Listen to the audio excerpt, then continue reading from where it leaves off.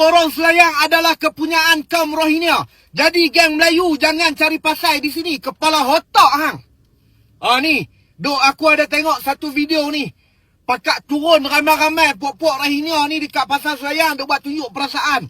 Duk buat kata pasar selayang tu mereka punya. Dey Rohingya. Hang mai duk Malaysia. Hang mai menumpang. Hang jangan duk buat macam tanah sendiri. Pasar Rohingya di Rohingya. Selayang pasar orang Melayu. Pasar tanah Melayu. Pandai-pandai duk kata pasar kaum hang pula. Macam-macam aku dah tengok ke Rohingya ni. Seolah-olah mereka ada kad tu. Mereka rasa macam mereka dah pegang IC Malaysia. Semakin melampau geng. Baru pegang kad tu ya. Seolah-olah macam dah jadi warga negara Malaysia macam ada IC. Buat Malaysia ni sesuka hati hampa. Ikut suka kepala bapak hampa nak menjaga kat mana, nak menjaga kat sini. Buat pasar selayang macam pasar hampa. Lepas tu minta pula tanah, minta kampung. Aku tengok yang baru ni flat di mana, di Kajang kan. Flat di Kajang. Siap jadi perkampungan Rohingya di situ.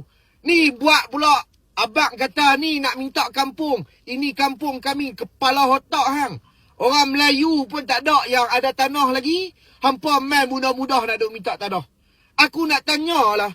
Mana habis puak-puak yang berkuasa di kawasan-kawasan situ? Mana yang duk bekerja yang dibayar gaji di kawasan-kawasan situ? Hampa nak tunggu viral dulu. Nak tunggu viral baru hampa nak turun pi. Pi duk lagu tu. Kalau orang tak viral hampa pun tak buat kerja.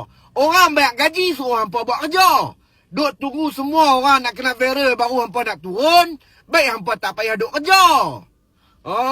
Tengok makin melampau aku tengok Rohingya ni. Makin melampau. Bukan aku nak marah.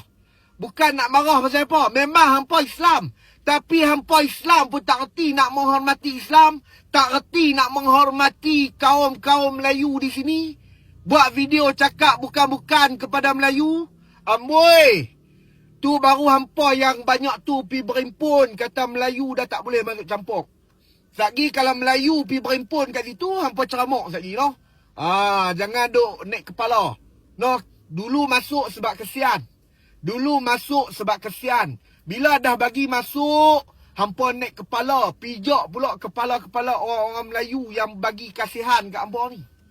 Makin melampau. Isu Rohingya ni dia akan jadi 2-3 part aku akan buat. Pasal banyak cerita pasal Rohingya ni. Aku duk simpan ya, aku duk tengok ya. Ni keluar pula video amboi. Kata pasal selayang tu Rohingya punya. Melayu jangan cari pasal. Hang cakap bagi clear noh.